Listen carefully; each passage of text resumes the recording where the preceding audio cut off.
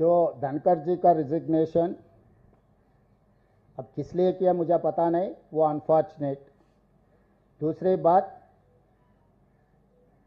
Vice president of India Telangana को देना है, क्योंकि पिछले बार हमारा वेंकैया नायडू था, राष्ट्रपति बनाने के लिए चर्चा हुए, उनका अन्याय किए, वापस भेज दिए दिल्ली से, घर खाली करवा दे के तेलुगु भाषा बोलने वाले को आप घर वापसी कर दिए।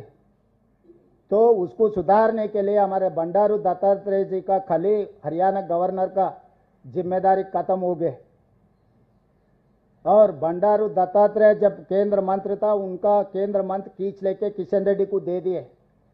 हमारा बंडी संजय जी अध्यक्ष था, आज ब्राह्मण रामचंद्र राव को दे दिए। तो साउथ और खासकर तेलंगाना में जितने भी ओबीसी है, सबका गला काट दिए एनडीए ने। सो सौकुन माफ करने के लिए दत्तात्रेय जी को वाइस प्रेसिडेंट बनाया तो ठीक रहता है, क्योंकि तेलंगाना को आप इतना अन्याय नहीं कर सकते। देश में हिंदी के बाद दूसरी भाषा तेलुगु ज्यादा बोलने वाले, पहला हिंदी है, दूसरा तेलुगु है, तीसरा बंगाली है। तो साउथ पर्टिकुलर तेलुगु हमारे लोगों को अन्याय किए।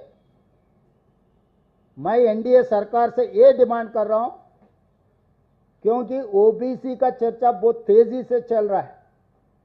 ओबीसीओं का केंद्र मंत्री था दत्तात्रेय, गला काट दिए। बंडी संजय जी अध्यक्ष था, उनका भी गला काट दिए।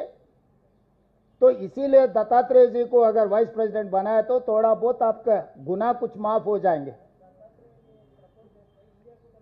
అది నాకు తెలీదు, నేను తెలంగాణ ప్రజల తరఫున ఒక ఓబీసీకి న్యాయం చేయాలి, దత్తాత్రేయ గారికి న్యాయం చేయాలని చెప్తున్నా। అప్పుడు భారతీయ జనతా పార్టీ ఎన్డీఏ ప్రభుత్వము యూపీఏ పక్షాలను సంప్రదించినప్పుడు అప్పుడు పార్టీ నిర్ణయం తీసుకుంటుంది। పార్టీ నిర్ణయాలను ఎన్డీఏ కూటమి నిర్ణయాన్ని ప్రకటించడానికి నేను ఇక్కడ లేను। తెలంగాణ ప్రజల పక్షాన తెలంగాణకు ప్రాతినిధ్యం ఉండాలి। ఢిల్లీలో ఎదిగిన మా ప్రాంత నాయకత్వాన్ని కేంద్ర ప్రభుత్వము ఎన్డీఏ పూర్తిగా తలలు కోసేసి నాయకత్వమే లేకుండా చేసే ప్రయత్నం చేస్తున్నారు। ఇది ఒక కుట్ర।